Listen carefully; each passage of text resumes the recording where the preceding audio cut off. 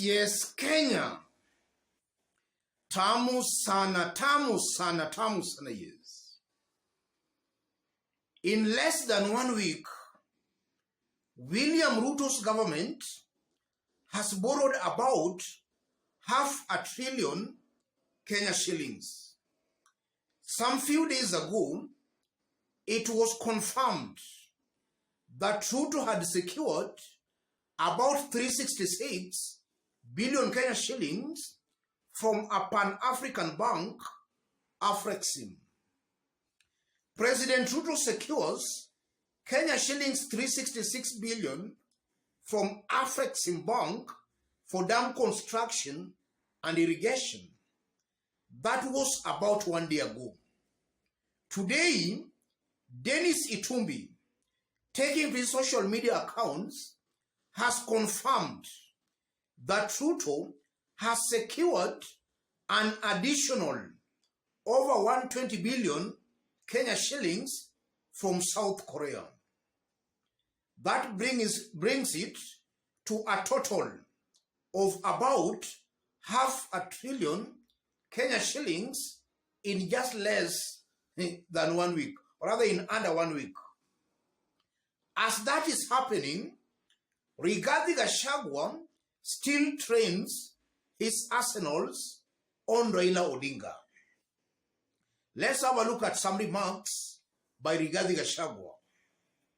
We will work with any country because nobody has the monopoly of knowledge. We do not want him, Raila, to give us advice on how we should run government affairs. He is part of the problem that the Kenya Kwanza administration inherited from the previous administration, and he should keep aside. Rigathi, Deputy President of Kenya. So Rigathi still maintains that the current economic situation Kenya is in is because of Raila Odinga. That's a very big lie, because Raila has never been part of the government since 2013. In fact, this is just a continuation of Rigathi and William Ruto's stay in government. They have been part of this government since 2013. Raila has not been part of the government. In this video, I want us to dig deep into this story to understand exactly the games being played by William Ruto and his team. If you are watching us for the very first time, subscribe, give this video a like. Yes. Soon after William Ruto and Rigathi were sworn into office, they were blaming Uhuru and Raila Odinga. And some Kenyans I know were giving them the benefit of doubt that maybe as time goes by, they will stop blaming Raila and Uhuru Kenyatta, and they will actually start working and serving Kenyans. But now you are seeing that as time is going, instead of now settling down to serve Kenyans, they are still blaming Raila and Uhuru Kenyatta. An indication that even maybe 1 year later, or 2 years later, or even 3 or 4, they will still be blaming Raila Odinga and Uhuru Kenyatta. What does that show about these leaders? William Ruto and his team have no clue on how to manage the current economic situation Kenyans are going through and the current economic situation Kenya is in. They don't have any clue, and most likely they might not be able to sort things out, or rather to rectify the mess. They have no clue. A confirmation and an indication that they are not fit to hold a public office, simply because they will not deliver. They will not serve Kenyans, or rather they will not serve as per the expectations of Kenyans. They will seriously let Kenyans down. And then secondly, You are seeing a William Ruto who, upon being sworn into office, they have been saying there is no money. At the same time, we have seen William Ruto has increased the size of his government. It's now bigger.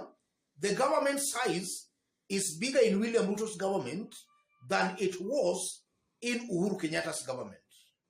And at the same time, you are seeing William Ruto on a borrowing spree, while the same William Ruto was talking ill of borrowing. In fact, he is on record attacking Uhuru Kenyatta for borrowing. And now you are seeing in less than 1 week, he has so far borrowed about $500 billion Kenya shillings. What does that show? William Ruto is not honest with Kenyans. He is playing politics. He is playing propaganda on Kenyans because he was just attacking Uhuru Kenyatta and he was saying that his government will cut on spending and they will not borrow. Right now, as I talk, William Ruto is still in South Korea. We are meant to believe he has accompanied himself with a delegation of over 400 idlers. All those idlers, they are being catered for through taxpayers' money. So you are seeing a government that is clearly getting its priorities wrong. They say the government is broke. They are cutting on government spending. At the same time, William Ruto accompanies himself with a delegation of over 400 people. A team that I know most likely are doing nothing in those countries. They are completely doing nothing there. So you are seeing a clear example of a government having its priorities wrong. A government most definitely without a clue. And also from those remarks by William Ruto and Rigathi, I'm seeing a William Ruto who, as time goes by, and this is something I've been saying quite often, as time goes by, William Ruto is going to become a very unpopular president in the eyes of a good majority of Kenyans. Because if only you can project this government's performance, if only you can project it in the next 1 or 2 years, things are going to get worse off. Because this is a government that is being led by leaders who are not honest and sincere to Kenyans. They keep giving promises that they don't keep or fulfill. So as they promise, Kenyans become optimistic, but upon now that time reaching, there is nothing to show for the promises they were making. That's the exact kind of a situation William Ruto's government will be in the next 1 or 2 years. He is promising things that definitely he will not deliver. Before I conclude, William Ruto, Rigathi, and their whole team, it's clear beyond any reasonable doubt that they don't have the best interest of Kenyans at heart. I'm saying that because already there are a lot of ills this government is doing.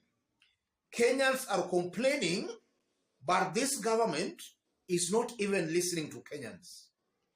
The issue of GMO, for example, Kenyans have really complained about the issue, but you are seeing clearly Ruto's government is not even bothered. A confirmation that they don't care about the so-called Mama Mboga. Because this issue of GMO, it just means that upon it landing in Kenya, organic food prices will increase. The Mama Mbogas, they will not be affording the organic foods. They will only be affording maybe these GMO foods. So you are seeing the rich will be safe because they will be consuming the organic food. The poor hustlers, the masses, will be consuming GMO foodstuffs. So you are seeing a clear strategy by William Ruto and his team to make sure he deals thoroughly with this so-called Mama Mboga and Boda Boda.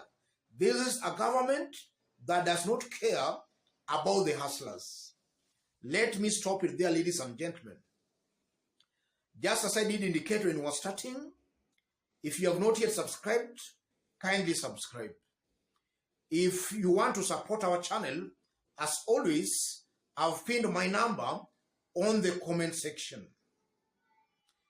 Feel free to contact me through the number, or just feel free to channel your support to the number. Let's meet in our next analysis. Thank you. God bless you.